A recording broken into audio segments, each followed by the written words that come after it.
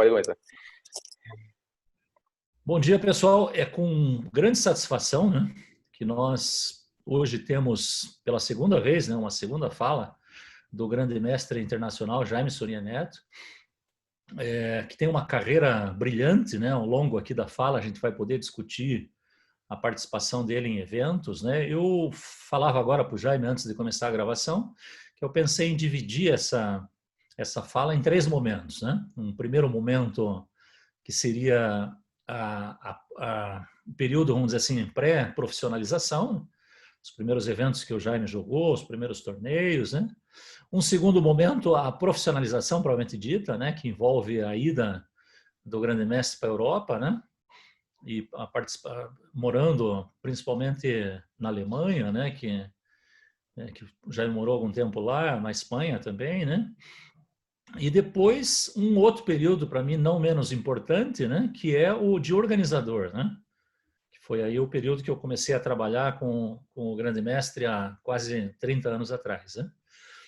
Então, e aí vocês vão, as pessoas que forem tendo perguntas também, podem ir colocando, né, pelo chat ou no final, né? Como ficar melhor, né? Eu vou fazendo algumas intervenções aqui, porque eu trouxe alguns pontos do currículo do Jaime, que eu acho que é interessante a gente se ater ali para não perder essas informações. Então, Jaime, bom dia. Bom dia, Wilson. Bom dia a todos.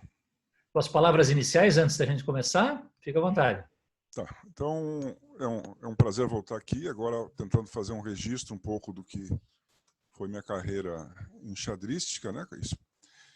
E claro, minha história com o xadrez, ela vem um pouco da família. Meu avô gostava muito de xadrez, é espanhol, morou em Cuba, morou em Nova York, Buenos Aires e tal, e sempre teve muito contato, gostava muito de xadrez. O teu avô não é aquele Sunier, né? Como? Aquele Sunier, um Sunier que eu vi na internet. Isso, é da mesma família. Tem várias grafias, né? Catalão, o Sunier é em catalão, não se pronuncia o R, então o Sunier é forte.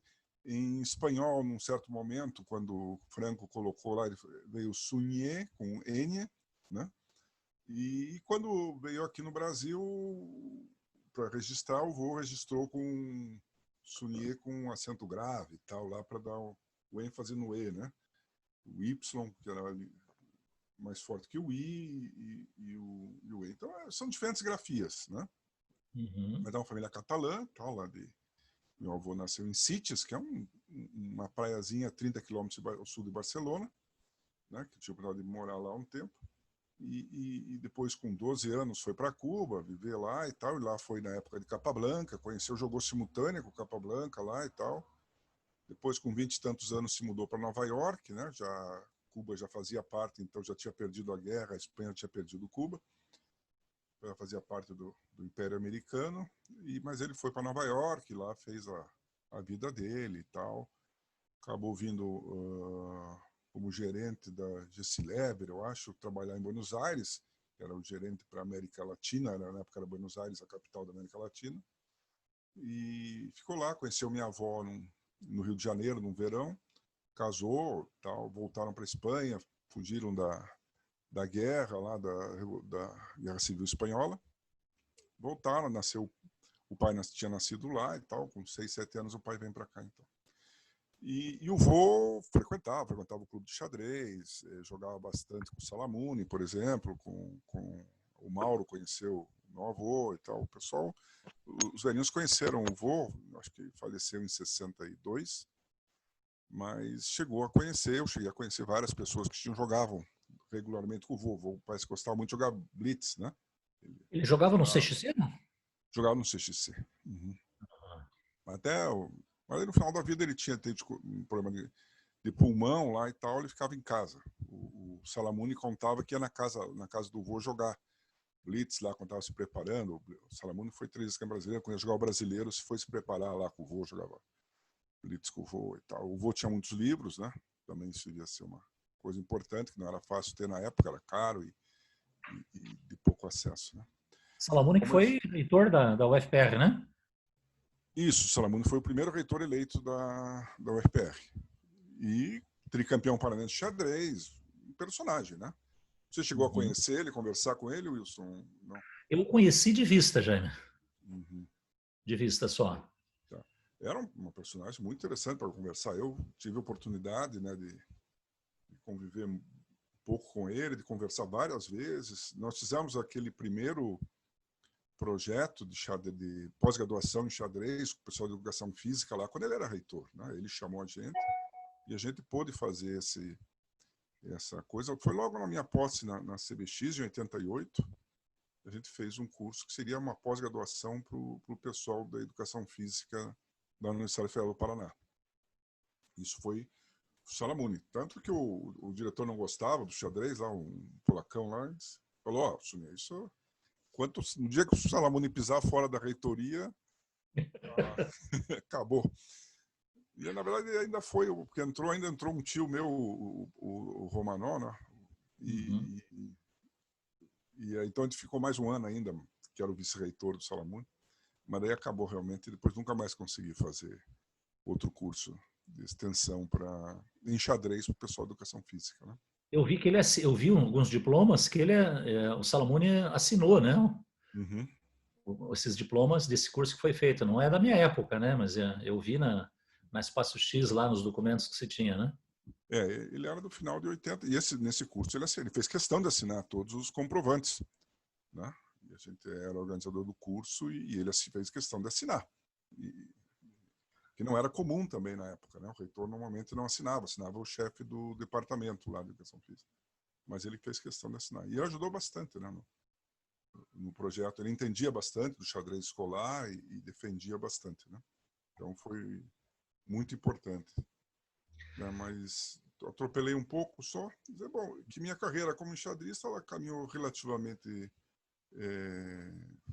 naturalmente, foi caminhando no sentido em que eu comecei a ir ao clube em 1970, o ano que eu perdi todas as partidas, joguei a terceira turma, perdi, acho que fiz, as partidas que eu fiz o pessoal abandonou, quer dizer, dos que contaram, eu acho que eu joguei 13 partidas, perdi as 13, né? Mas já em 71 eu já era competitivo, já ganhei a terceira turma, já ganhei a segunda turma e fiquei... Olha o seu Cassimair aí chegando. E cheguei... Tá com frio o seu Cassimair. E cheguei em segundo na primeira turma. Eurico ganhou por meio ponto lá e tal. Mas logo em seguida a gente foi jogar o zonal para o final do Paranaense, classifiquei, fomos jogar em janeiro de 62, Nova Esperança, saí segundo, Vitório ganhou. Vitório na época era vice-campeão brasileiro. Né? Em terceiro ficou Henrique Marinho, que na época era oitavo, nono no brasileiro também, quer dizer, era um campeonato paranaense forte, né, para a questão da época. E já jogando jogos escolares, nós ganhamos medalha de prata lá em Maceió, no escolar 72. A gente já começou a ter uma atuação mais importante a nível nacional. Segura um pouquinho aí que eu separei aqui alguns eventos aí para você comentar. Nesse período de pré-profissionalização, primeiro, né? Jogos Escolares Brasileiros em 72, que você participou, a primeira vez que o xadrez foi incluído. E você foi campeão dos Jogos Escolares Brasileiros por equipes em 73. E nos 3 anos subsequentes, né, nos 3 anos seguintes, você obteve a melhor performance individual no primeiro tabuleiro e no Blitz. Campeão brasileiro juvenil em 74 e 75. Medalha de ouro no Campeonato Pan-Americano Juvenil de 75.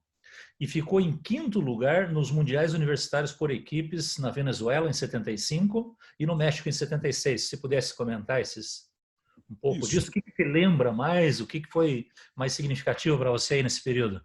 Bom, Maceió foi muito importante, o GEBS, né, na época se chamava, primeira vez que o xadrez entra e primeira vez que a gente, então, conhece os jogadores juvenis de todo o Brasil. Nós tínhamos uma equipe não tão forte, São Paulo e Rio tinham equipes mais fortes, né, e foi a disputa grande. Nós, mesmo eu ganhando dos dois, o Rio e São Paulo, nós perdemos 2-1, eram 3 tabuleiros na época. Lembra então, quem que era a equipe? Do Paraná? Puxa vida. Eu acho que era o Rippel, não sei se era o Pedro Leão da Costa, Uhum. e acho que o Bigodão era o técnico, tinha mais um. Não sei se era, não era o Zalmen, Uhum. não era o França também, que eram os outros juvenis. Eu preciso me lembrar ali, mas Tranquilo. seguramente o Pedro Leão da Costa e o Luiz Rippel eram da equipe. Uhum. E eu até perdi uma partida, perdi para o cara de Maceió, lá, para o Vicínio, uma coisa horrorosa. As condições eram ruins e tal, enfim, mas isso Você não tem essas afetou. partidas todas, Jânio? Não, não tenho, não tenho. Quando houve aquela... Eu deixei tudo na preto e branco na época, lembra lá? E aí quando o Phil Guti quebrou lá, ele liquidou aquilo, nunca devolveu a documentação. Então eu perdi essa documentação toda. Uhum. Talvez outros tenham, né? Não sei se o Adalto tem lá no Brasil Base, né? Teria que dar Uhum. uma olhada lá, se ele conseguiu recuperar essas súmulas e partidas e tal. Mas para nós foi um grande momento, porque a gente primeiro se integrou com as outras modalidades, não, que era uma coisa que a gente já tinha aqui nos Jogos Abertos, mas praticamente era São Paulo, Paraná e Santa Catarina. Os Jogos Abertos era isso, não tinha nada no Rio Grande do Sul, não tinha nada em Minas, não tinha nada no Rio, era isso que tinha. Então, a primeira vez se reuniu todo mundo, a gente conhecia o Jaime Chaves, conhecia o Limpe, conhecia o Sadi e tal, o pessoal lá do Rio. E todo o pessoal de Brasília, então todo mundo. Foi uma festa aí da gente conhecer pessoas que jogavam, né? Em 73, aí nós já fomos uma equipe um pouco melhor para o Jebs, e aí ganhamos. Eu ganhei, acho que fiz 100% no tabuleiro, 100% no Blitz, e nós ganhamos. Eu ganhei 3 medalhas de ouro lá, o Blitz, o primeiro tabuleiro e por equipes, né? Foi um grande momento nosso ali, né? Nesse momento, você tinha pensado, em algum momento ocorreu de você, tipo, você pensou em profissionalizar no xadrez ou Não, ocorreu mais? nesse momento não. Até então não. Era fraco e tal, e não. Mas era divertido. A gente viajava de ônibus, né? Imagine, né? Fomos para Maceió. Maceió nós fomos de avião até Recife, depois pegamos um ônibus e tal. Porque era Jebs daí com o negócio. Mas já Brasília, 73, nós fomos de ônibus. Uhum. E quase sempre viajava de ônibus, né? Mas era divertido, viajar, conhecia, estava com o pessoal, jogar jogos abertos, tinha os abertos aqui de Joinville, Ponta Grossa, tinha um aberto importante, né? Então era o Zonal Sul Brasileiro em Maringá, também era um torneio interessante, a gente jogou em 72. Mas em 73, então, em Brasília mesmo, se anuncia que o Brasil ia organizar o primeiro campeonato juvenil brasileiro. Confederação, então, muito timidamente e tal, mas resolve fazer e mandar um representante, enfim, para o Mundial. Se vê que nesse momento o xadrez passava por um boom, né? 72, 71 o Mequinho tinha ganho um título de grande mestre, que foi uma grande festa, o regime todo fez uma propaganda grande. 72 o Matt Fischer Spassky, então o xadrez entra em ebulição, acho que o Irídio, né, já falou várias vezes sobre isso, ele ia na televisão comentar as partidas, ele ia ali, ficava com o tabuleiro meio filmado, meio de lado, para dar uma sensação de perspectiva, e ficava 2, 3 horas na televisão, ali na Rede Globo, analisando a partida do match e tal. Eu ia correndo lá na Gazeta pegar os teletipos, né, com 3, 4 lances e tal, daí a gente passava os lances no clube, o Mauro analisava, o Vitório analisava, depois a gente levava lá para o Irídio então jogava na televisão lá e tal. O Irídio era uma estrela da televisão curitibana, paranaense, aí, analisando o match Fischer-Spassky, né? E em 73, o Mequinho ganha o Internacional de Petrópolis. Internacional importante, torneio importante, o Mequinho ganha e se classifica, então, pela primeira vez para os candidatos. Então, o xadrez brasileiro vinha num processo de crescimento acelerado e é natural que se buscassem aí novos talentos e tal. E o juvenil brasileiro depois de muita discussão e tal, a gente esperava que fosse em São Paulo, acaba, o Rio quer fazer, mas não tem condições, e acabam fazendo em Volta Redonda. Um grupo lá do Clube de Xadrez Volta Redonda, apoiado pela Siderúrgica, resolve fazer o torneio. Isso em dezembro, o torneio, acho que foi de 17 a 24 de dezembro, uma coisa assim. Terminou 24 de manhã, uma partida jogada às 8 da manhã, para a gente tentar voltar para casa, passar o Natal em casa, né? E condições difíceis, né? Um alojamento dos trabalhadores lá, quer dizer, nós éramos 20 e tantos jogadores, todos alojados lá na fábrica, comemos no bandejão ali e tal, e jogando umas condições ali, não tinha tabuleiro para todo mundo, eles não esperavam tanta gente, esperavam lá que fosse uns 10. Então tinha 4, 5 tabuleiros bons, mas na primeira rodada tinha que jogar num tabuleiro pequenininho assim e tal. E depois no final daí, com a medida que você ganhava, ficava nos tabuleiros bons ali para jogar. Foi um torneio bastante disputado e acabei ganhando do Limp por sistema, né? E ganhei esse brasileiro que apesar de ser o brasileiro de 74, foi jogado em dezembro de 73. Porque no meio do caminho apareceu o Pan-Americano, que seria organizado em Porto Rico em janeiro. Então, se teve que antecipar esse brasileiro juvenil, de 74, para poder classificar para o Pan-Americano. Então, isso... Que 75, né? E aí, então, eu fui jogar em Porto Rico, o primeiro campeonato pan-americano juvenil também, e não foi muito bem, fiquei em quinto lá e tal, perdi umas partidas ganho e tal, não foi um torneio muito bom. Ganhou, acho que o Dardo Garcia da Colômbia, o peruano lá, o Bravo, enfim, dos jogadores que não eram muito fortes, tal, ganharam lá. Mas também, primeira vez que eu viajava para fora, deu um problema, tinha um problema do embargo do petróleo, o voo acabou em Caracas, a gente teve que buscar outra alternativa para ir a Porto Rico.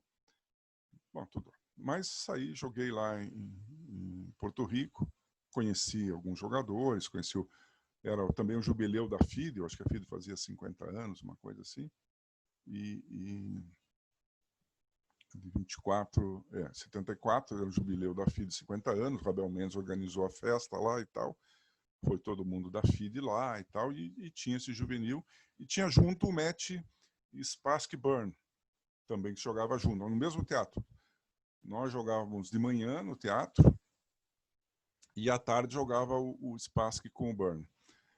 Uma das partidas que eu jogava com Cisniega, que depois foi um mexicano, que depois foi diretor de cinema, ganhou bastante prêmios, faleceu faz um par de anos aí. E uma partida nossa não terminou, nós jogamos 13 horas a partida. Então, aí eles tiraram a gente dali e colocaram para trás do palco. Então, o espaço que o Byrne jogava na frente, nós jogávamos na coxia do teatro. E volta e meia, o espaço que o Byrne passava ali, olhava, dava uma risada do nosso final, que era um final horroroso, nós estávamos jogando depois de 13 horas, uma quantidade de bobagem que a gente fazia naquele final. Acabei ganhando a partida, mas partida muito ruim. Mas os dois davam risada e tal, e enquanto jogava deles, de vez em quando eles iam para trás e passavam ali ver a partida. Então foi interessante e tal. Mas aí voltei, né? Daí 74, daí fui para o Mundial, 74, também era o ano de vestibular e tal, então era um pouco mais complicado. Mas fui para as Filipinas, problema com a confederação, passagens seriam atrasadas, só cheguei para o Mundial em agosto, em Manila, para a terceira rodada. Né? Então, aí o Campomanes, obviamente, diretor do torneio, futuro presidente da FIDE, né? Me chamou lá e tal, e falou, vou te dar um ponto aí. E me deu um ponto. Então eu fiquei com uma derrota e uma vitória entre a terceira rodada, joguei com o holandês, com o Roy Dix, perdi, estava ainda totalmente sonado, perdi meio sem muita resistência, mas depois ganhei todas e classifiquei. Classifiquei em último lugar, em 10º lugar, numa partida, última rodada contra o Paris, que tinha meio ponto a mais, e eu precisava ganhar. Também fomos 12, 13 horas no finalzinho lá e tal. quebrar o Paris e ganhar o final e classificar para a final A, né? Depois joguei mal a final A e tal. Mas, e daí a primeira vez que eu joguei, terminei o Mundial em 9º lugar. Essa foi, digamos, essa primeira fase aí dos juvenis, né? Mas me diga uma coisa, eu tinha te perguntado quando que você decidiu, se viu que dava para se profissionalizar. Foi em 79 no Interzonal? Não, no Internacional eu vi a possibilidade de jogar xadrez, isso sim, né? Hum. De jogar xadrez profissionalmente, conheci outras maneiras de ver profissional, não aquilo que existia no Brasil na época, né? Que era um profissionalismo muito chão, né? Muito simplório, né? Que os profissionais que viviam do xadrez ali na época, o Hermann, por exemplo, vivia relativamente bem, mas era por ser colunista do Estado de São Paulo, mais do que por ser jogador. E os outros tinham, o Rochinha, o Helder, não tinham condições. O German, que era um engenheiro e tal, praticamente não. Ele ganhou o título de mestre internacional e se retirou, né? Eugênio German. Uhum. Então eu não via isso como uma grande... E o Mequinho tinha uma condição excepcional, quer dizer, ele era profissional, mas com o apoio do governo muito forte, né? Ele tinha, realmente ele ganhava 40, 50 mil dólares por mês e tal, nessa época. Mas era uma situação muito especial que algumas pessoas tinham na época do regime militar. Era o caso do Fittipaldi, do Pelé, do Eder Joffre e tal, que era uma política de propaganda de Estado e tal, que apoiavam algumas pessoas excepcionais, que eram fantásticas pessoas e tal, todos. E o governo então dava esse apoio. Mas não dava para dois, era para um só e tal. Então, eu não via nenhuma alternativa profissional minimamente razoável para jogar o xadrez como um meio profissional. Fala um pouco já do Interzonal de 79, que eu acho que foi um marco ali no Tá. divisor de águas, né? Bom, mas primeiro vamos falar eu ganhei o Pan-Americano em 75, depois em Buenos Aires, né? E aí comecei a jogar, depois em 76 ganhei o Brasileiro, 77, perdi 78, 79 e tal. 79 ganhei o Brasileiro e classifiquei para o Interzonal, que era no Brasil. Uhum. E então era uma vaga bissexta ali, digamos assim, né? Só para completar o negócio. E durante o Interzonal me preparei direitinho e tal, e joguei bem, comecei jogando bem. O Mequinho abandonou o torneio na terceira rodada, o torneio foi feito para o Mequinho ganhar, né? Uhum. O Mequinho realmente não tinha mais condições de jogar xadrez na época, nesse nível, né, de competição e tal. Uhum. A doença dele, os problemas dele já não permitiam a ele, apesar de ser bastante... Ele tinha 20 e tantos anos na época, né, 27 anos, 29 anos talvez na época. Eu não tinha mais condições de jogar da tensão toda, aguentar, e eu saí bem, né? Eu liderei boa parte do torneio, até mais da metade do torneio eu liderei, e aí no final realmente cansei. Era um torneio muito longo, eram 19 partidas e 20... Terminou em terceiro, né? Eu terminei em quinto, classificavam 3. Ah, tá. Classificaram os 3 primeiros empatados, o Hibner, o Petrosian e o Portes. Em quarto ficou o Timan, a meio ponto, e eu a meio ponto deles. Uhum. Né? Mas, enfim, se não tivesse perdido 2, 3 partidas que eu perdi mal ali, desconcentrado e tal, teria conseguido... Você cansou com o torneio, não? Você perdeu mais para frente, né? Eu fui perdendo à medida que o torneio avançava, né? Uhum. Uhum. Não, seguramente cansei bastante no torneio. Não foi o meu nível cai bastante durante as partidas, né? Você não tinha analista, não tinha nada, né? Não, na verdade até tive, né? Quer dizer, a questão do analista foi, primeiro eu cheguei lá e tal, e não tinha condições do analista, né? Bom, aí o Luizmar Brito se ofereceu para ajudar lá e tal. Ele tinha brigado com a namorada, estava meio não tinha onde ficar lá no Rio, então ele ficava lá no hotel, daí ele me ajudou lá um pouco. Mas aí na terceira rodada o Mequinho abandona, e o Meck tinha assim o Benko, por exemplo, era uma das pessoas que ajudava. E o Benko gostava ali, eu já conhecia ele de um intercâmbio que eu tinha feito nos Estados Unidos, ele tinha vindo no Brasil e tal. Paul Benko, né? O Paul Benko, isso. Um grande jogador, exímio finalista e tal. E ele se dispôs a me ajudar. Porque ele falou o seguinte, ó, o Mequinho abandonou, enfim, mas já me pagou o que tinha que pagar. E eu gostaria de ficar, assistir o Tejan até o fim, já que eu estou aqui, me reservei para isso. E aí conversamos lá com o Guinle, que era o dono lá do... Não era o Guinle, o dono lá do Copacabana Palace, que eu tornei no Copacabana Palace, se havia um acordo para deixar o Benko lá, né? E a gente poder aí... e ele poder me ajudar durante o torneio. Eles concordaram, muito gentil e tal, e garantiram lá. Então, o Benko ficou me ajudando ali no torneio. E foi fundamental. Eu aprendi muito com o Benko ali na análise das partidas. Uma maneira de analisar xadrez, digamos, superior à primeira vez que eu senti assim, como é que se processava realmente o estudo do xadrez, né? Na época, acostumado a ganhar brasileiro, pan-americano e tal, era uma coisa, né? Ver um jogador que tinha jogado candidatos, que conhecia, que te dizia, ó, o Petrosian vai fazer isso, o Porte vai fazer aquilo e tal e tal. Então, ele conhecia por dentro o pessoal e tal, como é que eles jogavam, como é que se comportavam, como é que se preparavam, como é que eles viam o torneio, era bem diferente, né? Então, realmente, o Benko me deu essa janela que sempre Já que muito você está falando na preparação, o Valeriov até pergunta aqui, como que foi o teu sistema de... Como é que você preparou para esse torneio? Né? Como é que era a preparação nessa época, em 79, né? Bom, primeiro a gente já sabia a relação dos jogadores com bastante antecedência, né? E era difícil achar os nomes, principalmente, eu me lembro, tinha um rapaz do Irã que tinha 2 partidas dele lá e tal, que eu achei 2 até. No Por sinal, informador. encaixou bem a preparação.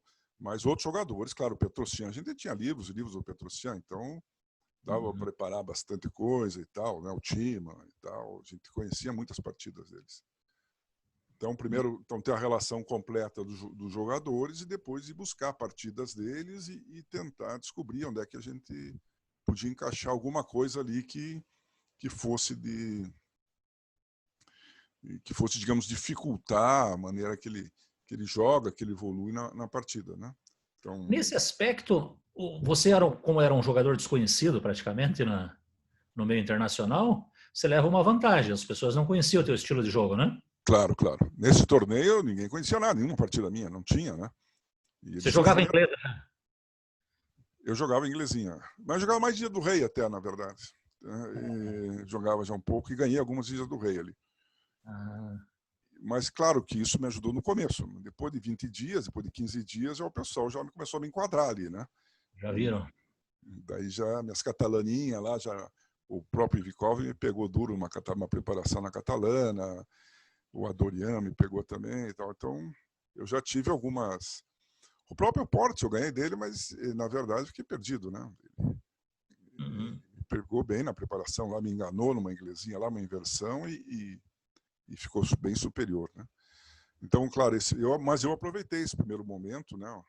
Meti uma Naidov no Balashov, por exemplo, que foi muito bom, um sacrifício de qualidade em C3, um cavalo A2, bem original, né?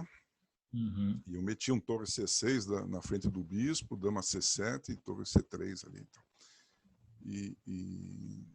Então, deu uma vantagemzinha assim, nesse preparo prévio.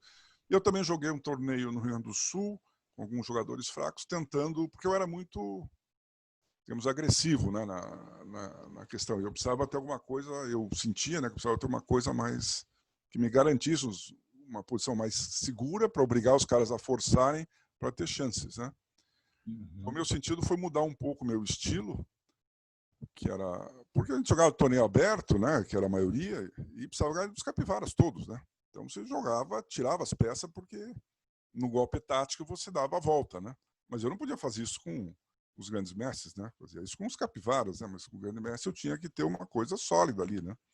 Aí vem a inglesa. Hã? Aí vem a inglesa. Aí vem a inglesa, bem inglesa. É isso que eu Mas de queria perguntar. pretas, de contra peão-rei, eu tinha uma Ninzo Índia, mas contra peão-rei eu tinha Naidov, Pulugaevski, ataque e dama B6 e tal, tudo em linha muito agressiva, assim, porque era para Jaime, depois... Oi. então, isso que eu queria perguntar para mim. Em que momento que você decidiu jogar inglesa? Porque os livros da inglesa citam as tuas partidas, enfim, a tua análise. Né? Eu lembro do livro do Bajirov, aquele livro em 2 volumes de capa verde, né? Da inglesa, volume 1 e 2. Em que momento que você decidiu jogar inglesa e em que situação, assim? Acho que é mais ou menos isso que você está falando, né? Mas na verdade essa consciência do problema do preparo da abertura eu só tive em 75, quando eu ganhei o Pan-Americano em Buenos Aires, Pan-Americano Juvenil. E aí fui lá no Clube Argentino e tinha um Morgado que vendia os informadores e tal, e comecei a conhecer a quantidade de teoria que existia, né? E que tudo que eu estava jogando era tudo porcaria, né, professor? E aí eu vi que não dava para jogar o que eu estava jogando, né? Que eu não podia jogar umas linhas daquela maneira que eu estava jogando ali, uma Índia do Rei, 4 peões que eu jogava, coisa assim, que sem conhecer porra nenhuma, né? Quer dizer, eu tinha que preparar melhor e tal. E eu não tinha acesso a essa informação toda e tal. Aí eu tinha uma inglesinha, pelo menos, tinha menos teoria na época ainda, RET, inglesa, tinha menos teoria, então isso aqui eu podia jogar, né? Que o pessoal não ia me pegar na abertura e a gente ia seguir jogando, né? Óbvio, outra vez, quer dizer, ele servia era um esquema para jogadores fortes. Mas isso acelerou em 79, porque eu precisava para o interzonal ter uma linha mais forte, né? E mais segura, mais clássica. Também, né? Tem a ver com o teu estilo posicional, né? Teve a ver com o meu estilo posicional. É uma abertura que encaixa bem no teu estilo, né? É. Mas antes, não. Eu me lembro de Índia do Rei, por exemplo, uma partida que eu ganhei do Mauro contra Índia do Rei, cavalo C6, D5, cavalo E7, um ataque iugoslavo, bastante duro e tal. A gente tinha estudado e tal, era uma linha... Mas tudo são linhas que você podia jogar assim, conhecendo e tal, né? Depois de conhecer. Não é tão fácil quando você vai para o interzonal, daí você vai pegar um porte, né? Você está lendo, estudando as partidas de Petrosian, tal e tal, e daqui a pouco está jogando contra o Petrosian. É diferente, né? Não dá para brincar assim do... Né? Eu me lembro até antes da partida com o Petrosian, né? O Benko me falou, ele vai jogar assim, assim, assim, e quando ele se sentir inferior, ele vai oferecer empate. Né?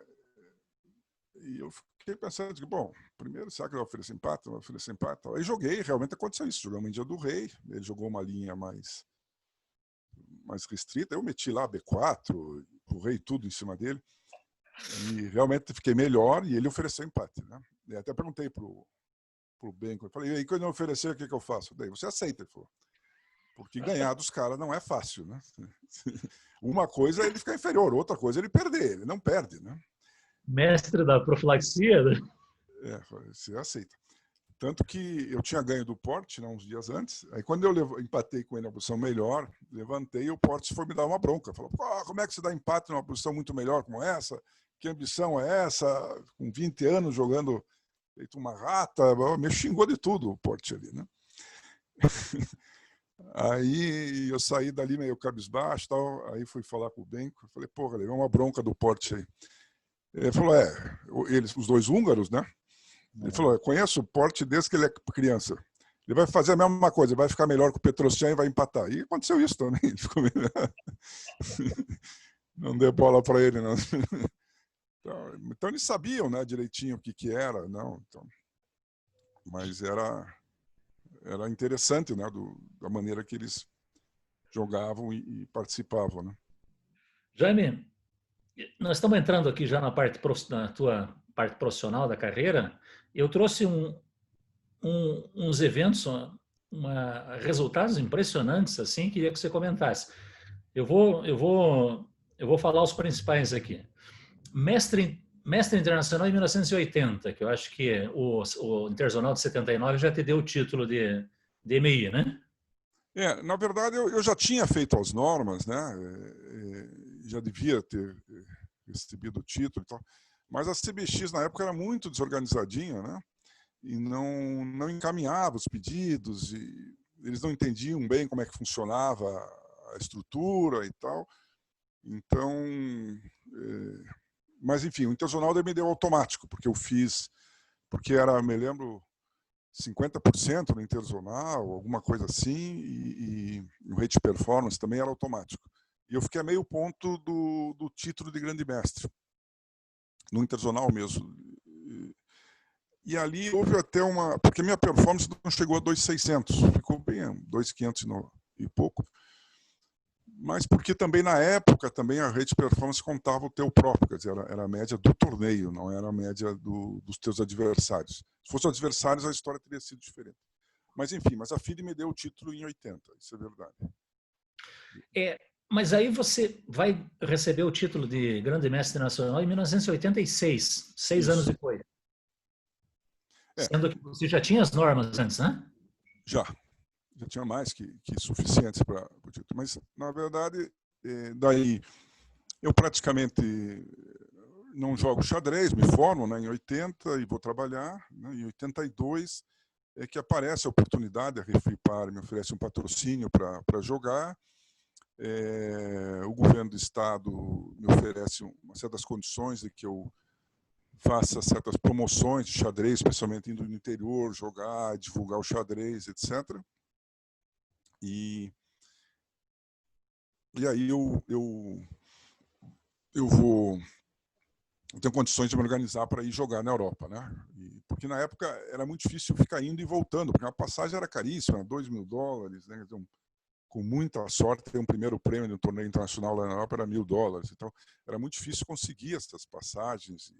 E a gente ficava tentando aqui, às vezes, quando a Telepar me dava uma, o Banestado me dava outra. Não havia uma estrutura para bancar o esporte, né? Não havia secretaria de esporte, não havia em xadrez, especialmente, né? Havia alguma coisa, talvez, em basquete, em futebol, seguramente, né? Mas em algumas outras modalidades. Mas na maioria não tinha estrutura para bancar isso. Mas aí, em 82, eu vou jogar, tento fazer uma carreira profissional. Quando que você foi para a Europa para morar? Em 82, julho de 82. Foi uma decisão difícil, né? Foi uma decisão difícil, claro. Não é nada simples nem nada óbvio, né? Eu fiquei lá na Espanha, Quantos joguei anos? alguns torneios, fiz uma norma no torneio de Sevilha, né? E logo depois da Olimpíada da Suíça, né? Olimpíada do Cerna. Uhum. E já era a minha segunda ou terceira norma. E aí comecei a jogar. Em 83 aí fomos para a França. Aí joguei 83, me baseei na França, joguei os torneios ali e tal. 83 e tal. E 84, daí eu vou para a Alemanha e tal. E aí eu já tenho, quando chega em 85, eu já tenho 6 ou 7 normas, né? De grande mestre e tal, então já... Era só homologar. Quando chega no Interzonal, quando chega na Olimpíada de Dubai, quando eu vou lá, sento lá para mostrar minhas normas e tal, já o Tavares já era presidente, então já não tinha mais aquele bloqueio todo. O Tavares já entendia como funcionava o mundo do xadrez e tal, né? Já era outra pessoa, outro tipo de pessoa. O Farias, independente do Sérgio, não entendia, né? Ele talvez se divertia e tal, gostava de xadrez, mas não entendia nada como é que funcionava. Mas o Tavares já entendia, já tinha conversado e acertado lá. Então tinha feito a apresentação, já tinha encaminhado a comissão de títulos e qualificação, que chamava na época, e já a coisa estava bem avançada, né? E aí, recebendo o título, daí eu mais ou menos tinha dois caminhos, né? Um era seguir jogando, eu estava tendo bons resultados, tinha ganho do Spassky, aquela partida do Riven e tal, tinha ganho Zurich, tinha ganho uma série de torneios internacionais ali, o Aberto da Holanda, estava tendo bons resultados. Mas para mim ou era seguir jogando e ir para jogar candidato e tal, ou voltar, né? Porque também ficar lá só para ficar me parecia meio uma perda de tempo ali, né? Cumprido a função, a gente fazer outra coisa. Né? Deixa eu te fazer uma pergunta aqui, Jaime, meio como um advogado do diabo, assim, né? Você, assim, uma pessoa cognitivamente, eu considero excepcional. Você poderia, em qualquer carreira que você seguisse, você ter um destaque, seja na ciência, na engenharia, né? Em algum momento você pensou que o tempo e o esforço que você dedicou ao xadrez, né? Ou seja, se você dedicasse isso para a tua carreira profissional de engenheiro, por exemplo, o teu retorno profissional, financeiro, profissional seria melhor, né? Eu sei que Isso. eu sei que eu trocaria, né? Se eu tivesse a chance de jogar profissionalmente, eu trocaria a minha carreira tranquilamente. Mas eu pergunto se você pensou, se isso te passou pela cabeça. Não, com certeza. Era evidente, né, que o que se ganhava jogando xadrez nunca ia ser comparado com o que um engenheiro, digamos, médio, medíocre ganham, né? Quer dizer, não, especialmente na época lá e tal, né? Hoje a engenharia está diferente e tal, é outra questão. Mas na época é óbvio que jogar xadrez não dava um retorno financeiro mínimo que fosse, né? Não havia perspectiva nenhuma, né? Não pode melhorar o mercado, então não havia essa perspectiva, né? E, eventualmente houve quando a gente criou as condições, quando a gente criou um movimento de desenvolvimento do xadrez brasileiro aqui mais sustentável, né? Mas no momento não havia essa questão, era uma opção clara de perder dinheiro, digamos, se é isso que está colocando, né? Quer dizer, era uma opção, viajar, tinha coisas, você ter um certo reconhecimento público e tal, mas não financeiro. Financeiramente não havia absolutamente nenhum retorno considerável, nada disso, né? Isso não sempre foi muito consciente nesse sentido de que não havia retorno financeiro para que o xadrez pudesse garantir, né? Jaime, deixa eu seguindo aqui, o que eu separei, ó. Se venceu 7 vezes o Campeonato Brasileiro Absoluto de Xadrez. 76, 77, 79, 80, 81, 82, 83. Em 10 atuações.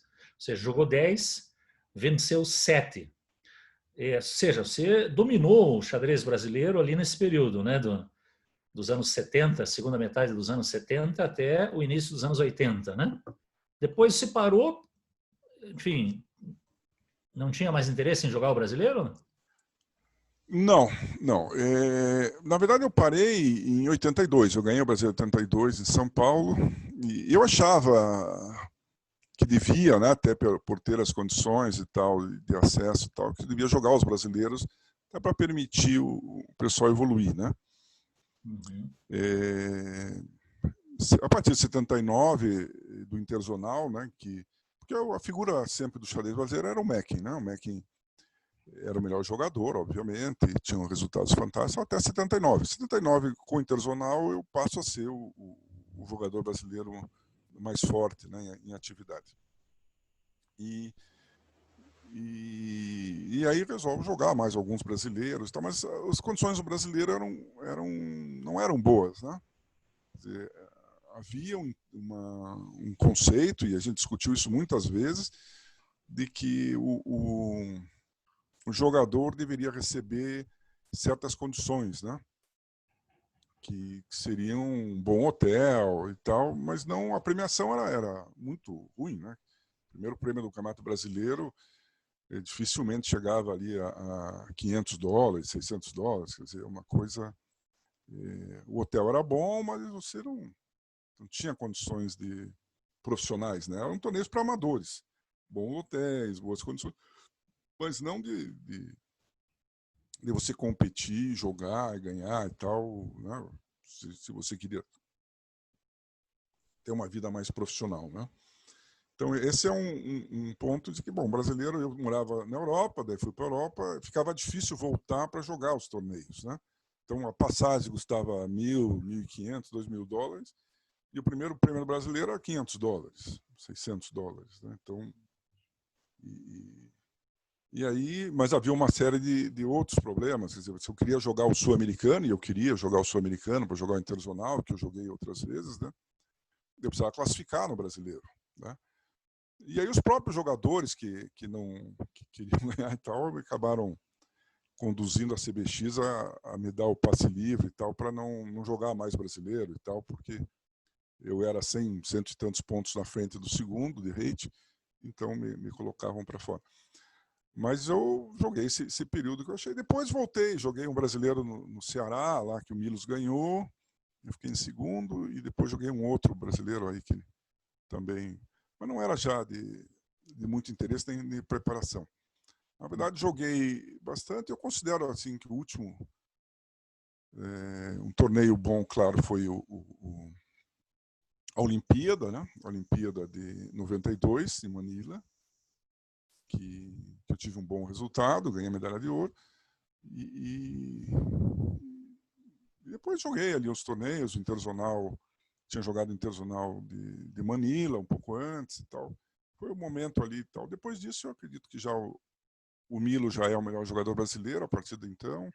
Então, minha década aí digamos, de domínio, que vai de 79 até 92, alguma coisa, é um período em que eu mais ou menos domino o xadrez brasileiro. Né? Jaime, eu separei aqui algumas conquistas tuas, assim, que me pareceram impressionantes. Vou ler e aí você comenta o que você achar mais interessante. Você foi 4 vezes vice-campeão pan-americano por equipes. Campeão sul-americano individual em 89. Medalha de ouro nas Olimpíadas de Xadrez em Manila em 92, que eu acho que é um ponto extraordinário aqui também. Se venceu o torneio interzonal, o US Open de 77.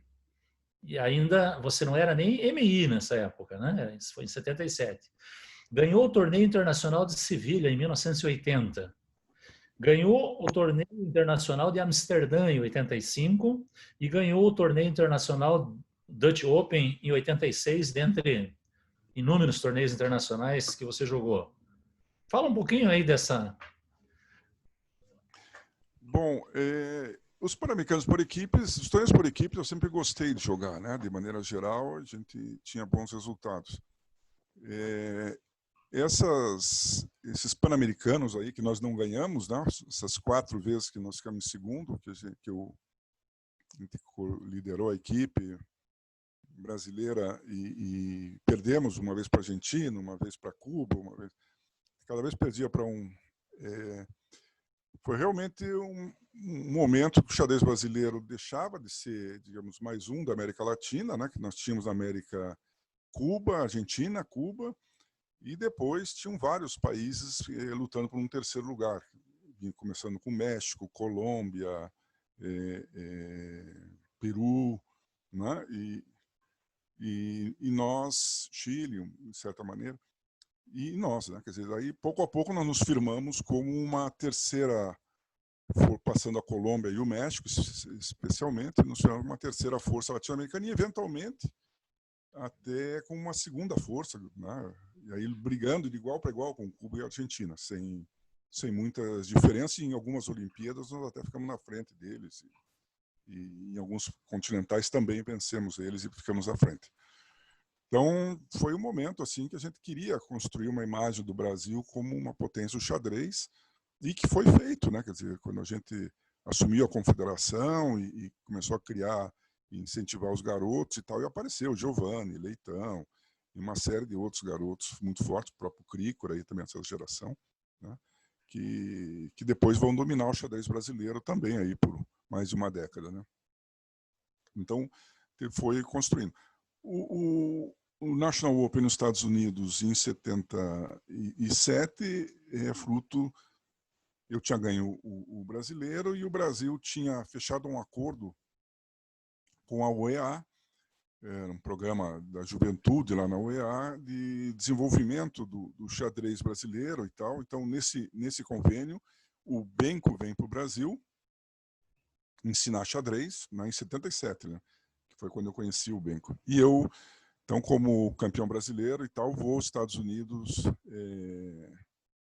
jogar torneios lá e tal, onde eu participo do US Open e do Lone Pine também logo depois. E depois jogo alguns outros torneios, jogo torneio americano, eles tinham um torneio por telefone, tinha uma série de outras coisas que eu acabei participando. O aberto dos Estados Unidos tinha, você lembra quantas pessoas jogaram? Ah, eram bastante, acho que eram umas 200, talvez. Muito jogador titulado também. Tinha alguns, né? Tinha alguns titulados, sim. Alguns grandes mestres e vários mestres, né? Era uma boa premiação, eu me lembro, eu ganhei $1.000 e poucos lá de prêmio, o primeiro prêmio, $1.200, uma coisa assim. Então era uma premiação significativa, assim, né? Mas os títulos nos Estados Unidos não eram ainda tão importantes, né? Como na Europa, por exemplo, que eram bem mais populares. A luta pelos títulos era menos pronunciada nos Estados Unidos do que na Europa, por exemplo, né? Então, tinham jogadores fortes que nunca pediram o título, não tinham interesse no título, não buscavam. Então, os Estados Unidos tinha uma outra maneira. Os Estados Unidos era uma organização muito grande de torneios abertos muito fortes, né? Isso sim. Então, participar lá foi bastante interessante no sentido. E eu voltei lá mais 2 vezes, joguei vários torneios, ganhava os torneiozinhos lá de fim de semana, dá para arrecadar algum dinheiro assim. Então, saía aqui no nosso verão aqui, ficava 2 meses lá jogando. Uma maneira de arrecadar. E depois os outros torneios, né?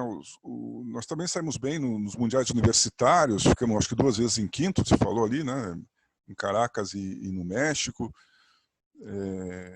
Também são torneios bastante interessantes. 75 e 76, né? Então, são torneios que a gente pôde participar e ter bons resultados da equipe ali, né? Tendo uma equipe mais competitiva, né? Uhum.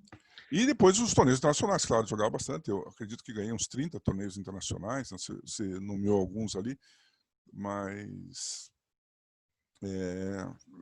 tinha que jogar e tive a própria maneira de jogar mesmo, que eu jogava para ganhar sempre e tal. Então, algumas vezes ganhava o torneio, outras vezes saía muito mal, né? Dificilmente eu ficava. Tem gente que sempre fica lá no grupo de cima e tal, né?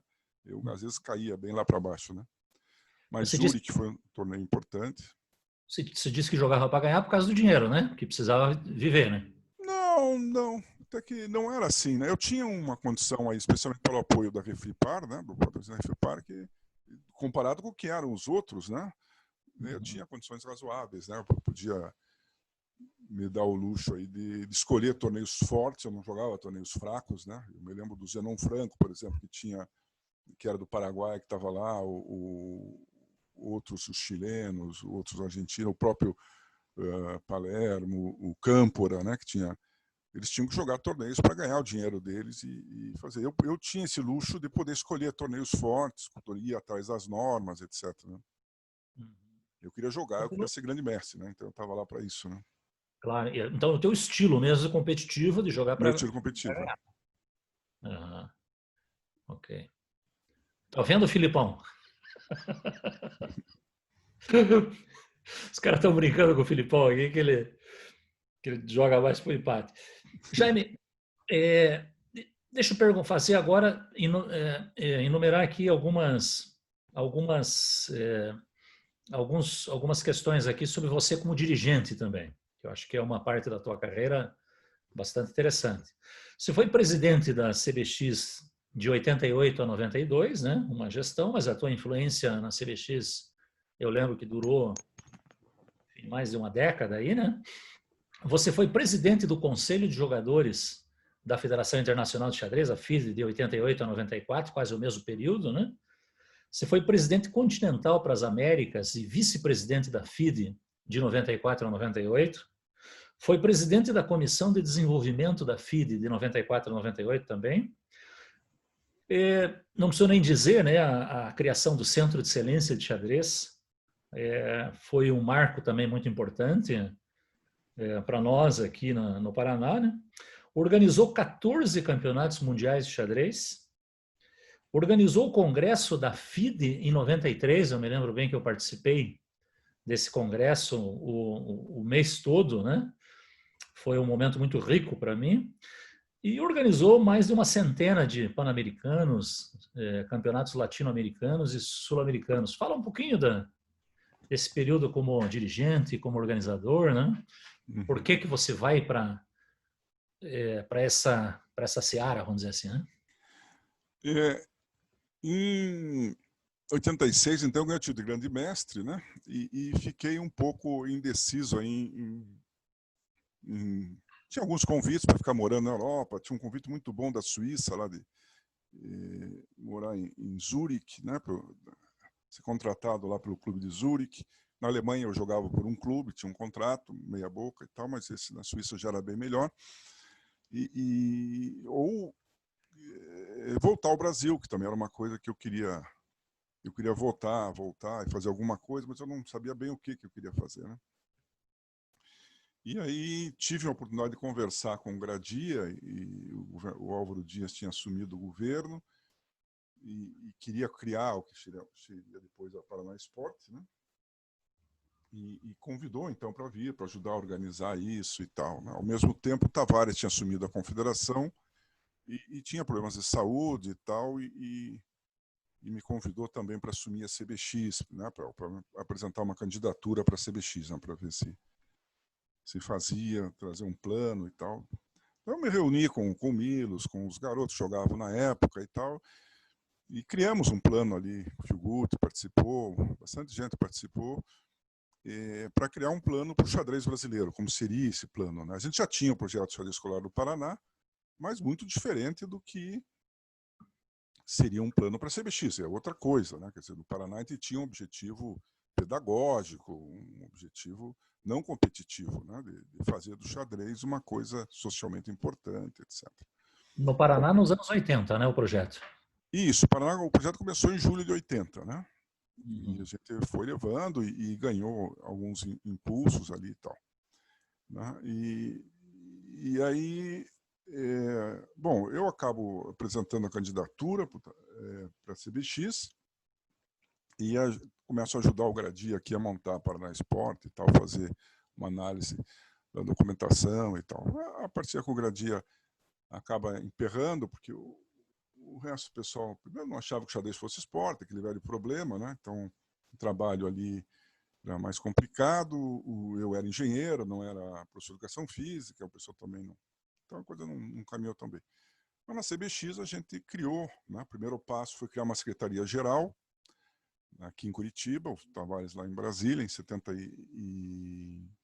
em 87, então se criou uma secretaria-geral, e se começou a tentar mudar a estrutura do xadrez brasileiro, dessa estrutura centrada no CND e tal, e que dependia dos recursos que passavam pelo governo federal, para tentar fazer uma estrutura baseada no jogador, em que o jogador, dentro dos benefícios e tal, pagasse lá uma taxazinha por ano e pudesse contribuir, tentando até que no futuro virasse uma associação brasileira de xadrez em que os jogadores todos participassem aí da consecução das eleições, de toda a estrutura da coisa. E daí a outra coisa que a gente tinha era isso que a gente já tinha feito aqui no Paraná, com os diversos presidentes, especialmente o França, de estruturar as categorias menores. Então, a sub-10, sub-12, sub-14, sub-16, feminino. Então, tudo isso começou a ser estruturado e organizado os primeiros campeonatos brasileiros. Nós tínhamos feito o primeiro cadete, isso em 85, 84, por aí, que o Milos ganhou junto com o Sandro. Então, a gente estava priorizando isso e acabou dando resultado, né? Então, começamos a organizar os festivais brasileiros e menores, depois organizamos, aproveitando a experiência de Porto Rico, né, que começou a organizar esses festivais de menores mundiais. Nós fizemos o festival pan-americano, fomos o primeiro, né, não tinha europeu, não tinha asiático, tinha nada. Nós que organizamos o primeiro continental. Aqui fizemos, né, pelo menos por 10 anos, nós fizemos aí os grandes eventos de menores aqui e ganhamos, né? Porque a gente tinha um grupo de jogadores bastante fortes ali que nos dava uma vantagem grande nesse torneio. Então, se criou um plano, né? Tinha um plano e fomos tentar realizá-lo aí da melhor maneira possível. E com um sucesso relativo, né? Eu acho que foi um sucesso bastante grande ali do que se buscava, né? E Então, Jaime, E esse é um ponto que me parece muito interessante, né? Por exemplo, para um atleta daqui jogar um torneio fora implica num custo, enfim, numa série de questões. O fato de você organizar os torneios aqui, você já facilitou enormemente para os brasileiros jogarem esses torneios, né? A gente se vê aqui no Paraná quantos eventos teve e como os jogadores aqui da época participaram desses torneios todos, né? Claro. Os garotos aqui do Paraná tiveram essa vantagem indireta, né, digamos assim, que estavam próximos. Santa Catarina e São Paulo também, né, porque estavam próximos. E a gente mostrava para eles essa conta, né? E assim, bom, quanto é que custa organizar um Pan-Americano? Custava 20, 30 mil dólares. Né? Se você quisesse levar 10 garotos com um segundo, pagando hotel e tal, ele ia gastar isso. Né? Então, se uma delegação brasileira completa nas 5 categorias, com acompanhante e tal, que a gente tinha que fazer, né? E comprando a passagem e tal, a gente ia gastar isso ou mais até, às vezes só de passagem aí é isso. Né? Então, a gente tentou. O problema é que o dinheiro não é o mesmo, né? Quer dizer, uma coisa é você conseguir as passagens e motivar o pessoal aí, outra coisa é você conseguir o dinheiro para bancar as outras condições ali, porque o dinheiro, o gasto é outro, contratar árbitros, uma sala de jogo adequado, organizadores, todo um Outra outro custo. rúbrica, né? É. Outra rúbrica. O benefício difuso, né? E mais tem que arranjar o dinheiro para viabilizar, né?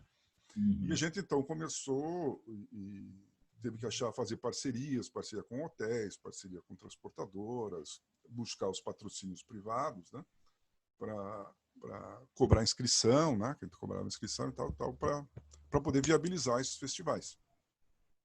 Santa Catarina realmente saiu na frente, né? O Aro lá foi excepcional na organização dos eventos de menores e conseguiu condições muito boas, né? Organizou 3 deles muito bem, inclusive uma Olimpíada de Cegos, o Aro acabou organizando lá, e ele tinha muitos bons contatos e conhecia o xadrez profundamente e tinha uma paciência grande, porque nessas categorias menores tem que ter muita paciência ali com a briga de paz, briga daqui, briga dali. Então a gente foi evoluindo nesse sentido, assim, de cada vez mais e permitindo condições boas para o pessoal jogar os torneios, né? Essa que era a questão, né? Uhum. E as categorias menores foi boa. E depois foi no outro sentido. Começou a formar árbitros, né? Que existiam muito pouco. Começou a se formar essa questão aí. Em paralelo, começamos a organizar os seminários de xadrez escolar, né? Tanto que quando a Olimpíada, a gente consegue organizar aquele evento que, na época, foi excepcional, né? De fazer um primeiro 93. congresso internacional de xadrez escolar. É uma Uhum. coisa que nunca tinha sido feita, né? O próprio Campomanes não acreditava que a gente conseguisse fazer, né? Uhum. E ficou impressionado que a gente tenha feito e tal, né? Claro que o Congresso tinha sua importância grande, tinha acabado de haver a ruptura do Kasparov e Short, né? E a FIDE estava em frangalhos e ninguém queria organizar. Então nós fomos chamados pelo Campomanes para organizar no sentido de, bom, a FIDE precisa encontrar um caminho aqui, né? Então, mas só discutir a questão da FIDE, e nós tínhamos pessoas excepcionais na FIDE, especialmente o Tony Gucci e o Bento, né, que eram da comissão de arbitragem e de regras, né, que fizeram contribuições fantásticas ali. E daí a gente criar uma estrutura para a FIDE sobreviver sem um campeão do mundo. O Kasparov tinha saído fora e não ia voltar tão fácil. E a FIDE tinha quebrado financeiramente, porque organizar um match Timan-Karpov também custou muito caro para a FIDE. Né?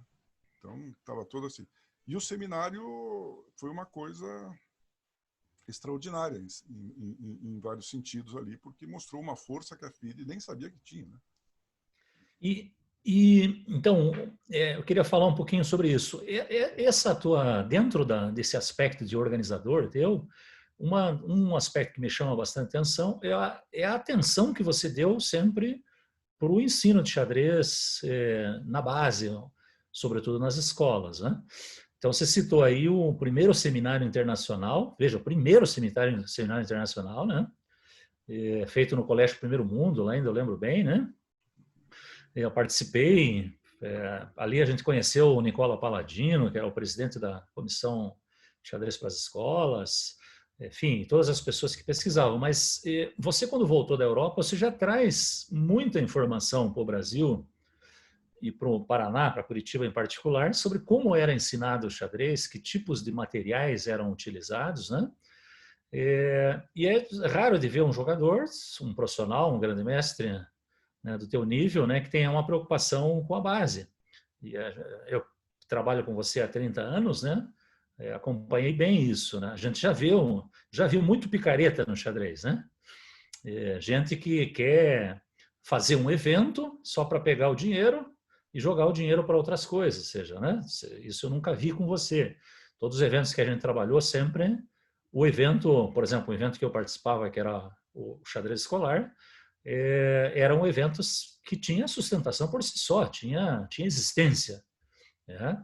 E, e a ponte que você faz com o ensino superior, que eu acho muito importante.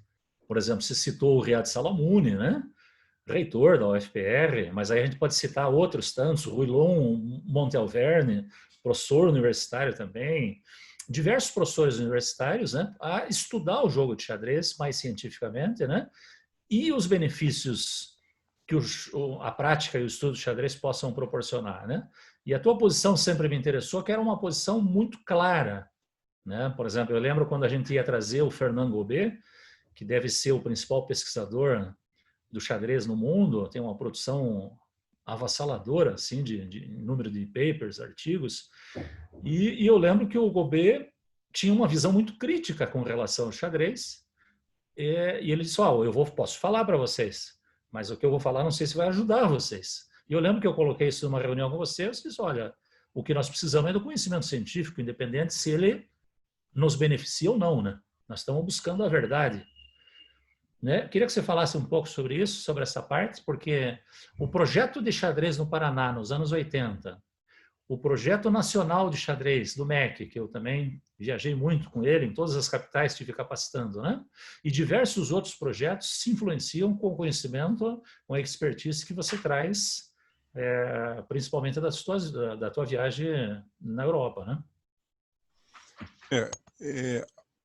Bom, é claro que sempre que a gente vai criar um novo projeto, programa, né, você tem que buscar as referências e buscar essas questões todas do conhecimento. Então, e para que ensinar xadrez, né? Quer dizer, claro, com o objetivo de dizer assim, não, vamos treinar, ensinar os garotos, treiná-los e transformá-los em campeões, né? Mas óbvio que isso não é um processo de massificação. Essa massificação dependeria de ter benefícios pedagógicos para a criança, né? E à medida que eu fui lendo os documentos, especialmente na Holanda, na Alemanha e da Grã-Bretanha, e depois um pouco mais tarde na Rússia e Iugoslávia, você via claramente que havia um certo oba-oba ali, né?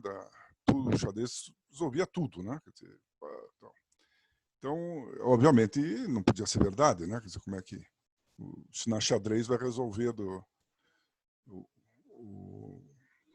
todas as questões da educação mundial e tal. Uma coisa meio parecida.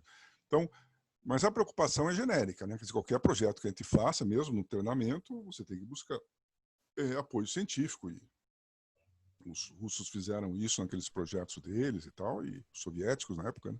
Então tem que se fazer. Então, sempre houve essa preocupação. E, obviamente, buscar ajuda, já desde o do Projeto Criança, que era aquele pessoal lá da matemática da Federal, você lembra o nome dele? O Genésio. Genésio. Não, o Genésio, dentro de todas as confusões dele e tal, mas ele tinha uma visão clara ali de como podia, o xadrez na matemática podia ajudar. Depois a gente teve outra experiência muito interessante com o Vilar, né? Que acaba fazendo, inclusive, o doutorado dele parcialmente com os nossos dados aqui do Projeto Criança, né? Então, lá no Sorbonne e tal, e ele desenvolve também baseado na matemática e tal, a gente consegue desenvolver. Mas essa necessidade de trocar a experiência é importante, e essa questão da discussão científica, e não de oba-oba, né, dizer, não, é evidente, né, tudo é evidente, tudo é possível e tal, óbvio que não é evidente, e tudo tem que ser justificado, cientificamente justificado, né? Isso demorou um pouco e o pessoal não gostava mesmo, não gostava. Você acompanhou, me lembro do Paladino, gostava muito do Paladino e tal. Na época a comissão chamava de Xadrez para Todos, né? E era realmente a cara do Paladino, né? E o Vence foi importante nesse momento justificar o Paladino, que xadrez para todos não era nada, né? Nós tínhamos que ter um xadrez escolar, um xadrez assim. E ele demorou, foi contra e tal, e aí até que a gente ofereceu para ele a presidência da comissão, daí ele aceitou, né? E você conheceu ele, era simpaticíssimo, o italianão lá, um jornalista italiano e tal, presidente da federação.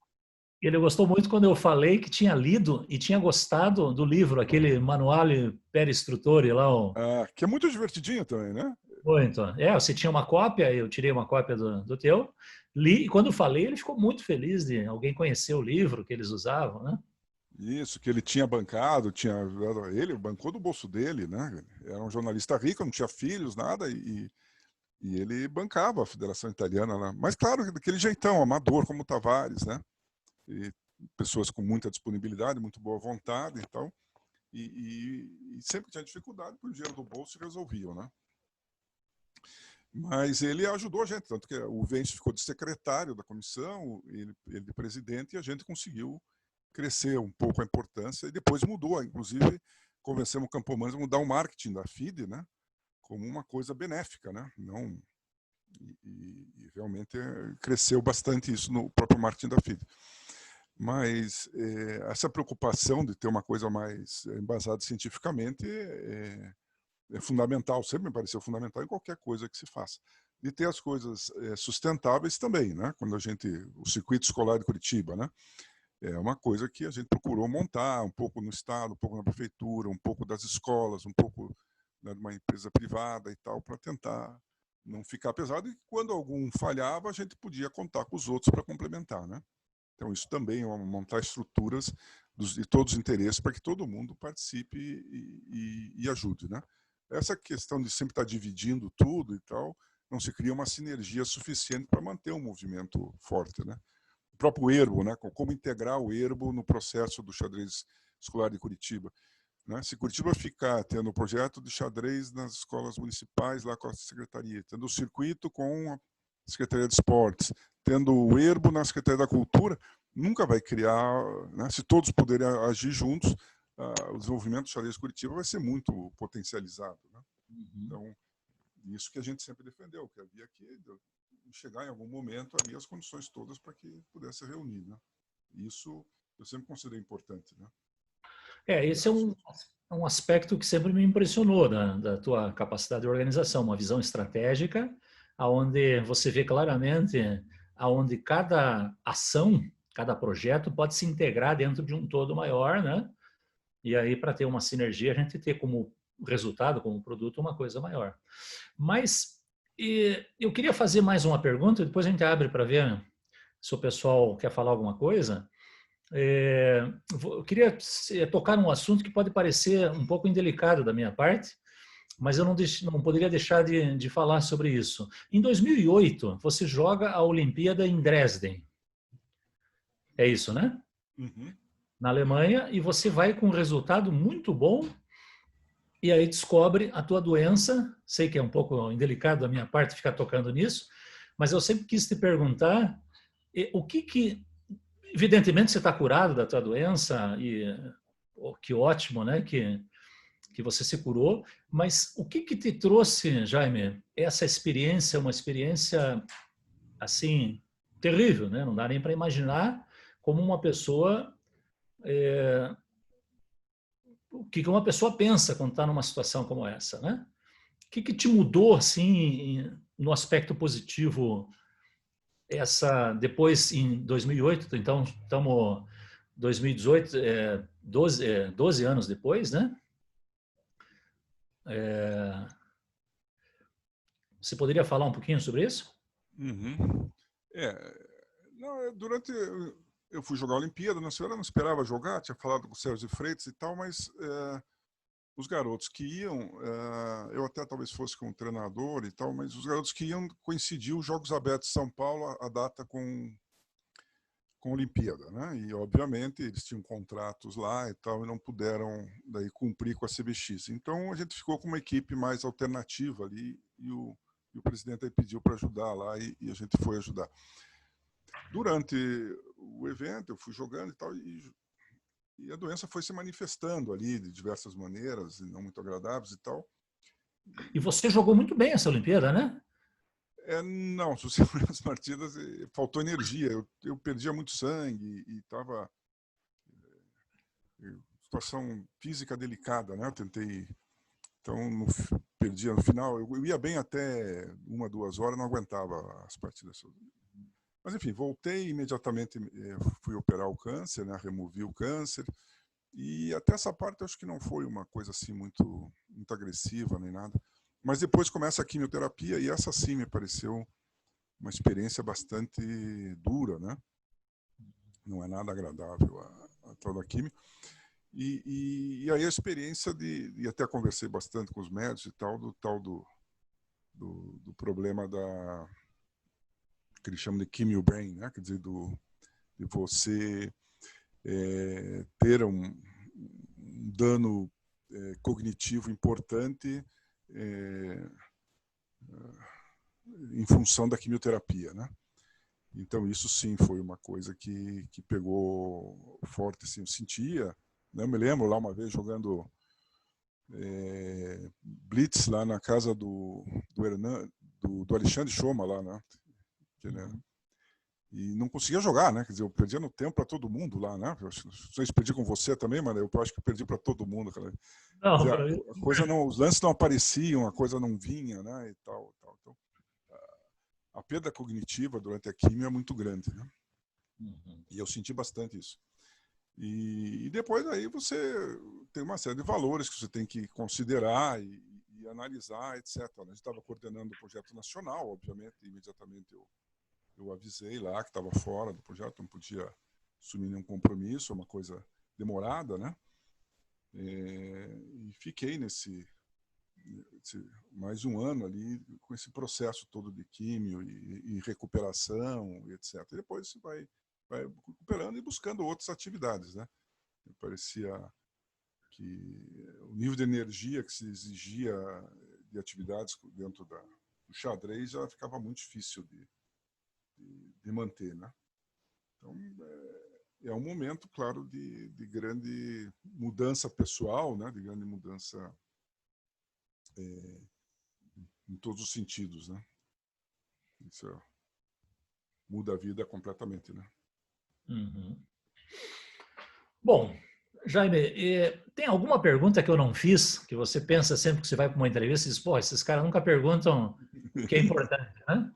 Tem alguma que eu não fiz que você gostaria de Não, responder?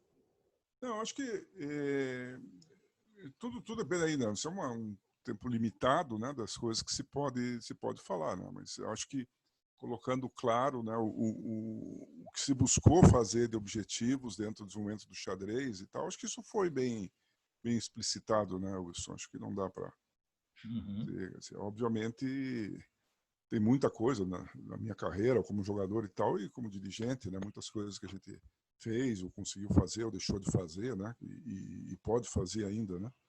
Então, hoje, o xadrez é outra coisa. Num projeto nacional, né, falar essa parte informática, acho que seria bom, né?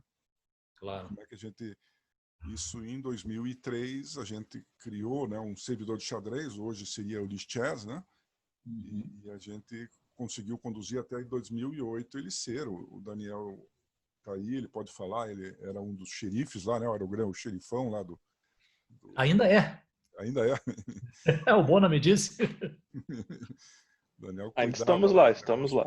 um cacete lá com o pessoal. O pessoal, lembra, quando ligava com a gente, querendo matar o Daniel lá, que tinha... Pegava Então, duro. me permita só, você tocou bem, foi uma lacuna e acabei esquecendo de falar sobre isso, e sobretudo no momento onde está todo mundo jogando xadrez online. Mas eu acho assim, como testemunha, né, eu que tive junto, né, a gente teve junto esse processo, eu já via você falar que o xadrez, o futuro do xadrez, né, ou seja, a massificação se daria pela internet, né, isso bem antes desse boom aí, enfim, todas essas ações, né? Então eu lembro, e aí vamos lembrar, né? Em 2000 começou o servidor de xadrez na versão fix, Free Internet Chess Server. Até preparei uma fala para o Bona, lá para a pós-graduação da ciência da computação, coloquei até aquele teu gráfico que você fez sobre as ações de xadrez e o número de escola, onde aparece um ponto bem certinho que quando o servidor é criado, há uma retomada do número de escolas que começam a utilizar o xadrez. Mostrei claramente isso para eles. Depois vem todo um trabalho, né, junto com o professor, querido professor Direne, né, que pega, enfim, né, uma série de alunos, né, alunos de graduação, alunos de pós-graduação, mestrado, doutorado, né, se envolveram na elaboração, e o Bona e o Fabiano, né, são dois que estavam envolvidos, né, refazem o servidor, né, que agora eles chamam de xadrez livre, né, e é um servidor que, para mim, assim, se não é o mais antigo em atuação, aí seguramente é um dos mais antigos. Talvez o Leite possa falar alguma coisa. E todas essas ações integradas ao ensino de xadrez, né, Jane? Que é típico da tua visão das coisas, como elas se conectam, né? E como uma ação pode potencializar a outra, né? Isso. É importante que a gente usava o xadrez também como uma coisa relativamente simples de se fazer e se testar novas tecnologias e novas possibilidades para a educação, sem ter uma necessidade. Vamos ensinar matemática à distância é um negócio complexo. Ensinar xadrez é relativamente fácil, né? Uma criança aí aprende rapidamente a xadrez, etc. Então isso e essa possibilidade que fez a gente iniciar o projeto, lembra? Primeiro com o ICI, nós tentamos várias coisas ali, né? Com o Onda, né? Com o servidor Onda, e depois só que a gente foi para a universidade. Então, essa é a ideia. E quando a gente fez o projeto nacional, ficou evidente que o projeto de fazer um projeto nacional com o apoio da internet permitiria, né? Um grau grande de avanço, né? Que sem isso seria impossível. Como é que a gente ia fazer projetos, ensinar xadrez para todo o Brasil e 1.000 escolas, né? No projeto piloto era mais de 1.000 escolas, mas não depois, né? Quer dizer, tinha que ensinar 100, 200 mil escolas. Então, foi por essa tecnologia. E isso em 2003, mas a gente já tinha essa experiência toda que vinha aí com a prefeitura e com o servidor, já que já vinha vindo, né? A gente pôde daí criar uma sinergia maior com todo o país. Infelizmente, tudo isso morre em 2008, né? Porque daí não há ninguém para seguir, o projeto já está em outro processo e Brasília acaba não abrindo a porta para outra coisa, né? Então foi uma pena, a gente perdeu esse momento que nós tínhamos uma liderança, digamos, mundial aí nesse processo, né? Foi uma perda bastante lamentável, né? Eu diria. Mas eu acho que foi muito importante também, como você falou, né? Que a gente conseguiu criar alguma coisa única, né? Sim. Bom, eu vou abrir aqui para o pessoal, tá? O pessoal perguntar. Eu já peço desculpa para a minha mediadora oficial, que é a Soraya, né? Mas eu fiz questão de fazer as intervenções, porque primeiro que conheço bem a tua carreira, né? Acompanhei vários aspectos. A gente acompanhava a tua carreira pela revista Preto e Branco, extinta revista Preto e Branco, o Bolívar trabalhava nessa revista. Veio da Bahia para trabalhar. O Bolívar fazia a revista, fazia os diagramas à mão, no braço, assim, né? Tinha que desenhar o diagrama, não tinha computador, não tinha nada. E eu lembro que um dia eu entrei ali na Promochess, né? Do Phil Guthrie ali, entrei, e era num prédio ali no centro, e vi ali o Bolívar trabalhando, fazendo as coisas. Aí comprei as edições encadernadas da Preto e Branco, e ali tinha uma cobertura da tua carreira internacional, né? Os torneios que você jogava, enfim, tal. Então, fiz questão de fazer a mediação, né? Mas peço desculpa para a minha mediadora oficial, a Soraya, né? Que ela até está colocando ali uma bela palestra de hoje, Sunir, uma lenda viva do xadrez. O Amaury Jaime, Olimpíada de 82, Lucerna, elegeram uma Miss, Hilda Acevedo. Você viu ela de perto? Ela era bonita mesmo? Fiquei curioso agora, já. Lembra disso, não? Não, lembro. Eles sempre fazem isso nas Olimpíadas, né? E acho que começou lá em Lucerna, então teve esse impacto. É uma moça bonita, uma moça bem bonita. Hoje. Vamos ver o que a gente mais tem ali, né? O Henry, ali aqui do Erbo, né, fala da partida Sunier-Spassky em 86. Você lembra dessa partida já? Lembro. Essa é uma combinação bastante longa. Eu acho talvez a combinação mais longa que eu já fiz. Acho que tinha quase 20 lances. É impressionante. O resultado é uma siciliana, né? O Spassky me joga um fianchetto e depois ataca com G4. Eu abro o centro, sacrifico peões, depois uma peça. Uhum. E daí entro no final, ganho. Depois eu falho ali no apuro de tempo e depois tem que ganhar em mais 30 lances. Mas podia ter rematado ali. Mas é uma das partidas que eu mais gosto, né? Uhum. E o Spassky era um torneio interno do clube, né? Do Zoning. E nós éramos estrangeiros ali, era o Spassky, o Short, o Hibner e o Kavalek, nós estávamos no hotel ali, os outros eram todos alemães, e nós ficamos conversando toda manhã ali, o Short ia preparar lá, mas o Kavalek, o Spassky e eu ficávamos conversando, depois o Kavalek e o Spassky iam jogar tênis e eu ia preparar a minha partida.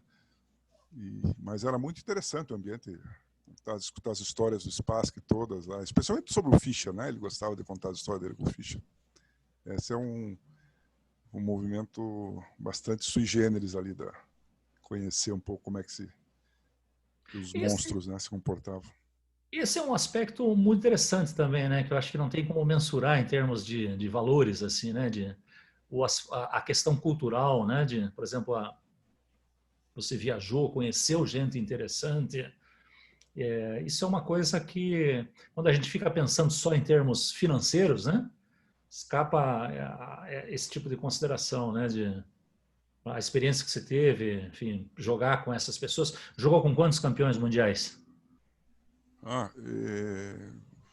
Vamos ver aí, daquele período com todos, né? O Kasparov, Karpov, Fischer não, obviamente, mas Spassky, Smyslov, Botvinnik? Petrosian, Botvinnik não.